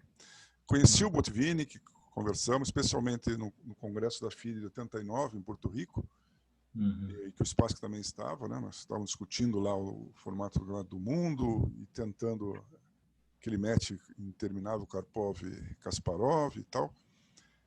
Uma pessoa interessante, muito dura, assim, muito respeitada, porque a gente via claramente que os soviéticos todos respeitavam ele muito. Até tive que sair do hotel por causa disso. Porque ele chegou de surpresa, não tinha quarto para ele, e o Rabel Mendes aí pediu para eu mudar de quarto, e eu fui com o pessoal para o alojamento lá, porque estava tendo o Festival Mundial da Criança lá, que é esse que a gente usa de exemplo para fazer o Pan-Americano. E aí fiquei na escola, né? Fiquei num alojamento lá com o Madeira e com o Peliquian, com mais um pessoal lá. Mas essa experiência é excepcional, claro, e poder conversar com eles, né? Quer dizer, nunca conversei muito com o Petrosian, mas com o Tal, com o Smyslov, especialmente com o Spassky, tive a oportunidade de conversar bastante, trocar muitas ideias. E claro, eles são diferentes, né? E têm ideias muito originais, então muito rico conversar com eles, né? Uma coisa bastante interessante, assim. No xadrez até os loucos são interessantes, né? É difícil dizer, mas enfim, primeiro está cheio, né? Somos muitos, não, então não é pouca gente, não. Mas são divertidos, interessantes, né? Mesmo são mais diferentes. Né? Lembra do Epstein que veio jogar aqui um 91 lá em Maringá? O cara é bastante diferente, né? Muito sui generis. Aqueles garotos lá em Guarapuava, né? Também, depois mesmo em Caiobá, ou aqui, meu congresso da FIDE em 93, né? O próprio Kramnik, né? Jogando em 91, né? Não falava nem inglês ainda. Mas o Kramnik é normal, né? Mas o Pacman, por exemplo, que você conheceu aqui em Curitiba em 93, não tinha nada de normal, né? Está no meu coração.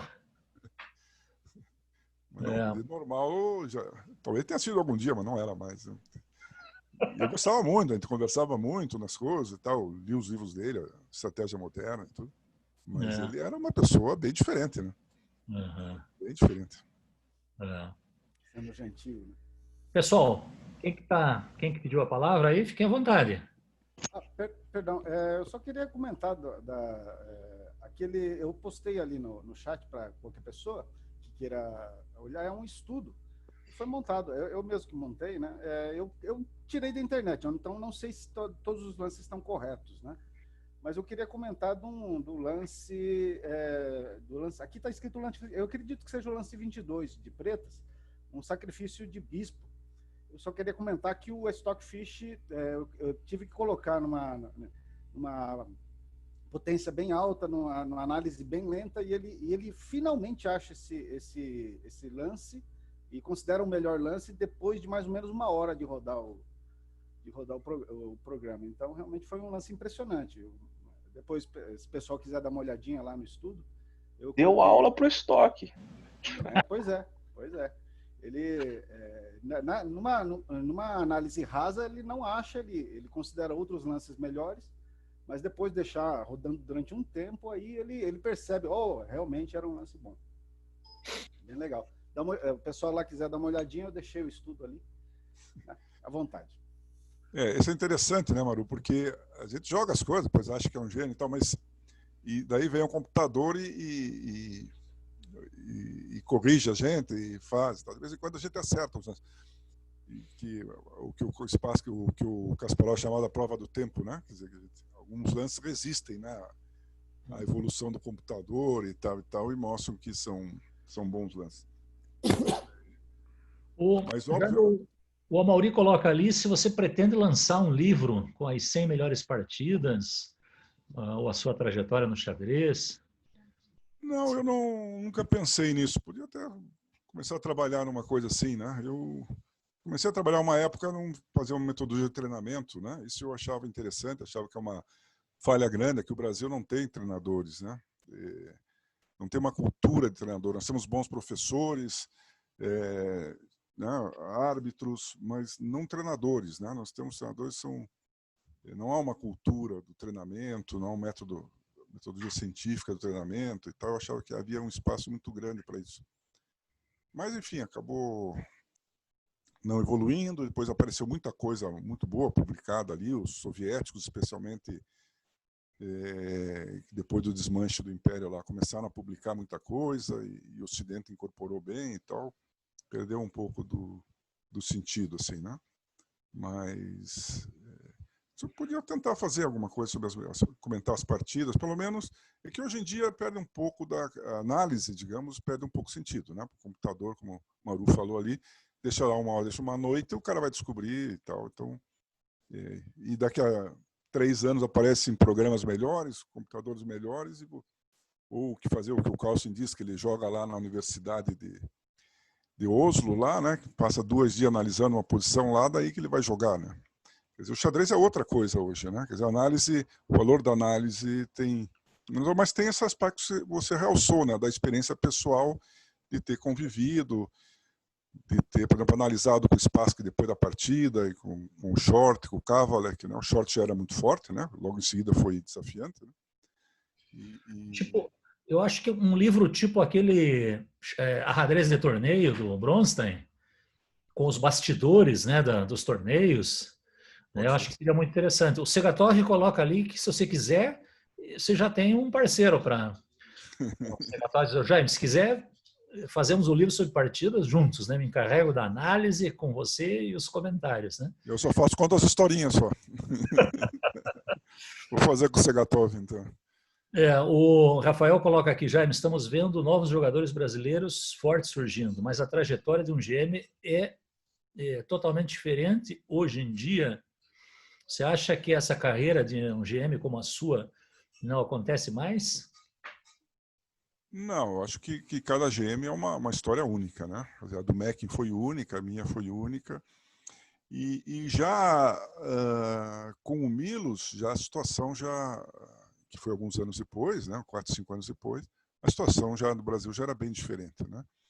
Já havia torneios, o Milos já teve a oportunidade de fazer as normas aqui, até torneios muitos que a gente organizou e tudo. Então não houve, já as passagens já eram menos caras, né? Então podia participar dos torneios sem tanto. Isso de necessidade de morar fora no momento que as passagens eram muito caras e tudo muito difícil, né?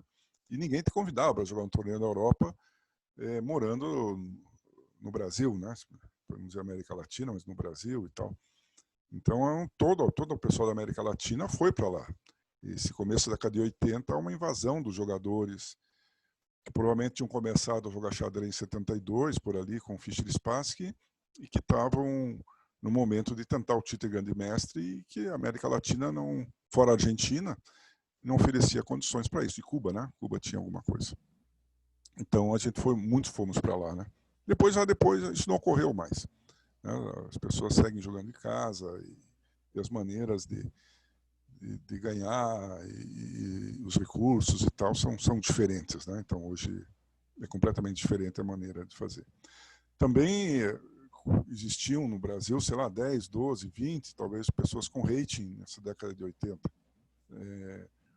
Pessoal com mais que 2.500, acho que ninguém, né? Então,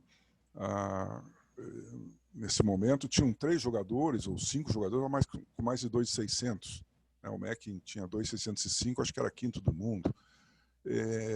Então, houve uma inflação de rating, obviamente, mas também houve um aumento muito grande de jogadores, de torneios, né? Torneios hoje uma quantidade muito grande. Então, é totalmente diferente, né? Eu vi um artigo do Rafael falando sobre grandes mestres. Né? Hoje os títulos são bem mais fáceis de conseguir, digamos, possíveis de conseguir, porque há menos pressão, né? Há menos exigências, né? Do que existiam há muitos anos atrás. Né? Então, óbvio que cada época tem seus desafios, suas características, né? E óbvio que não vai haver umas carreiras parecidas com o que houve no passado. Né? Bom, Jaime, são 12h40. Eu acho que se não tiver mais nenhuma questão, né, eu acho que a gente encerra por aqui. Eu agradeço enormemente a tua gentileza, né, de vir falar um pouco da tua carreira. A gente sabe como uma carreira pode influenciar as pessoas, né? Como a gente se espelha nos ídolos, nos grandes jogadores, né? E ter aqui no Paraná o segundo grande mestre brasileiro, né? Com uma experiência tão rica, né? Conseguindo o título num momento tão difícil, né? Seja, para nós é inspirador tê-lo, né? Como uma pessoa, um padrinho, vamos dizer assim, do Erbo Stenzio, né? Você que teve no início, na criação do Erbo, você teve junto, né? Eu entrei depois, mas você teve na criação, no momento em que criaram o Clube Erbo Stenzio, né? Clube esse que passou por altos e baixos, né? Quase desapareceu, mas hoje estamos sobrevivendo ali, a duras penas, mas estamos sobrevivendo, e em grande medida pela colaboração e pela contribuição das pessoas, né? De todos os frequentadores, de você. Então, te passo aí para fazer as considerações finais e aí a gente encerra.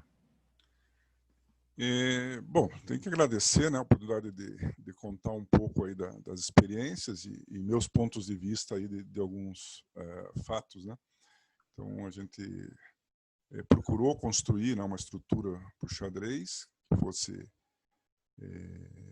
boa, que fosse adequada e que permitisse que muita gente avançasse, né? E, ao mesmo tempo, fosse comprometida com digamos, uma estruturação de longo prazo, né? Uma sustentabilidade, que podia se dizer. Então, quando se fala aí dos garotos, né? Mesmo mais recentes, como o Firo, o Shoma e tal, que apareceram desses projetos ou se beneficiaram muito dos projetos. E tudo. A gente procura criar uma coisa sustentável. Você na área de educação, né? Como se fez, e depois na própria organização e mantenimento do Erbo, como você falou, né? Mesmo em momentos difíceis, você lutou aí para segurar. A gente teve estruturas muito boas, né? Lá na Galeria Schaffer, por exemplo, a estrutura era muito boa, a gente tinha montado, depois fomos lá foi lá pro Boqueirão, né? Depois ficou até 100 espaços, né? Durante um tempo, quer dizer, mas pouco a pouco tudo isso foi sendo adequado, estrutura hoje, e tem um corpo associativo que é bastante motivado. Isso vale muito, né? Isso é uma coisa que vale a pena realçar, né? O grupo de associados do Erbo tem um valor muito grande, né? E faz o clube, digamos, ser o que é, né? Essa atividade que impressiona a gente online, que está tendo nos últimos 4, 5 meses, né? É uma coisa excepcional, né? Mesmo comparando com clubes maiores aí e tal, o Erbo tem feito, claro, em grande parte do Rafael, mas é de toda a comunidade que está participando, e o Rafael se motiva e tal, e tem a competência técnica para fazer o que ele tem feito, né? Então a gente fica muito feliz em que a coisa avance nesse sentido, né? E mais uma vez agradecer só poder falar um pouco aqui, contar um pouco das histórias, né? Obrigado, Jaime. Vamos lembrar, pessoal, que semana que vem, eu ainda não fiz o cartaz, mas vou divulgar essa semana, nós teremos a palestra do Zarur, do Marcos Zarur Cordeiro. Marcos, você está aí? Abre o áudio aí. Opa, tô sim. Bom dia, boa tarde, não sei nem mais como nos situarmos, mas, né? Bom domingo, então. Tô sim, Wilson. Assim, gostei bastante da palestra do Jaime, da fala dele. Parece assim que dá uma linha do tempo do xadrez brasileiro, né? Em especial a vida dele, né? Que se mescla bastante com o xadrez brasileiro na década de 70 e 80, mesmo quando depois ele se retira do tabuleiro e permanece, digamos, na administração, né? Ainda o vínculo é bem forte. Então foi bem bacana ouvir as histórias ali dessa saga, né? Que é realmente uma cruzada, né? Que você faz assim, das renúncias pessoais e de todos os sonhos, as metas, onde você praticamente materializa numa uma atividade só, né? E aí, claro, quando você diz sim para uma jogada, você diz não para uma dezena de outras, óbvio, né? E a vida é um pouco também assim, né? Então, as renúncias que o Jaime teve que fazer para chegar onde chegou e ao segundo grande mestre do Brasil é realmente louvável, né? Praticamente um self-made man ali por um bom tempo, né? Enquanto o foco do apoio se voltava bastante para o Mequinho, ele tinha que jogar apesar das condições, né? Enquanto o Mequinho jogava com as condições, pelas condições. Então, bonito. E a semana que vem estamos aí, né? Fala um pouco da tua... O que você vai abordar na semana que vem? Pois é, você me botou aí numa enrascada, Marco, fale sobre a tática. Eu estou assim... Eu quero ver essa semana como é que eu vou fazer para fazer um amálgama de todos os sistemas, assim, né? Fundir em uma hora só a tática. É como alguém chegar para um diretor de cinema e dizer, fale sobre filmes de ação, sobre o tema. Assim. Mas legal, tô bem desafiado, já estou assim... Preparei uma coisa um material meio global, né? Assim, de algumas táticas já meio até pasteurizadas, vamos dizer assim, mas também que tem alguns toques meus ali, de alguns grandes mestres e algo meu também, né? Uma partida ou duas minhas, assim, para mostrar que dá para a gente, né, não envergonhar tanto, assim, os caras que foram a base da tática aí no mundo, né? Mas legal, beleza, amanhã, semana que vem estamos aqui, vamos tentar ficar à altura aí dos palestrantes que eu já vi que realmente são muito bons. Legal, Marcão, obrigado. Vamos lembrar que Marco Cordeiro é um dos primeiros frequentadores do Erbo. Antes que ele passe a frequentar, ele já frequentava, já era do grupo do Erbo, não é isso? Como eu estava conversando esses dias, aqui uma palestra do Pedro, eu acho, né? Bom ver, mesmo que assim, virtual, o Erbo, né? Eu comecei a frequentar o Erbo em 1984, na Biblioteca Sidônio Muralha ainda, né? Ali na Ébano Pereira. Então, como eu estava comentando, os professores eram realmente o Rodrigo Desconze, a Silvia Silveira e a Cláudia Montenegro, né? Onde, assim, deram uma boa base para a gente, né? Depois conheci o Clube Chess Curitiba, daí foi outra coisa mais aonde, digamos, tudo do Omar Sabag, que era a escola onde eu estudei, na Vila Oficinas, que lá onde eu aprendi a fazer os primeiros movimentos, né? dá para dizer assim que houve uma ruptura, né? Se conhecia o xadrez como regras, muito assim prosaico, primitivo, e no Clube Jair dos Tenzel foi onde você pôde se tornar um pouco mais científico algumas coisas, né? Pelo menos. Depois dali foi legal. Bacana. Pessoal, é isso então, né? O Rafael só está lembrando aqui que todas as palestras e links dos torneios estão no site. Vamos lembrar agora, a gente tem um domínio registrado, iniciativa do nosso querido Rafael Lopes, né? www.cxes.com.br. Estou errando aqui, Rafael. Domínio registrado, o trabalho está cada vez mais interessante, a organização está tudo lá. O Rafael, vamos lembrar, vai voltar a fazer uma fala sobre a engine, né, que ele está construindo, aspectos computacionais aí do xadrez, né? Mas isso é só uma palhinha. Estamos organizando, tem bastante gente interessada em ministrar palestra, socializar, compartilhar os conhecimentos. É isso que faz o nosso clube, que mantém o nosso clube ativo, né? Mesmo com no período aí da pandemia. Pessoal, agradeço demais a participação de todos vocês. Jaime, muito obrigado. Você sabe que eu chamo você de o pai de todos, né? E não é à toa aí que a gente chama de pai de todos, porque você está sempre envolvido com uma série de coisas, sempre ajudando. E minha carreira em particular, né, com o xadrez escolar, se deve muito, né, pelo que eu pude aprender com você, os caminhos que você abriu, depois com o Tony Gucci, com o Direne, com todo o pessoal, né? Obrigado. Abraço para vocês e um bom domingo, gente. Bom domingo para todos.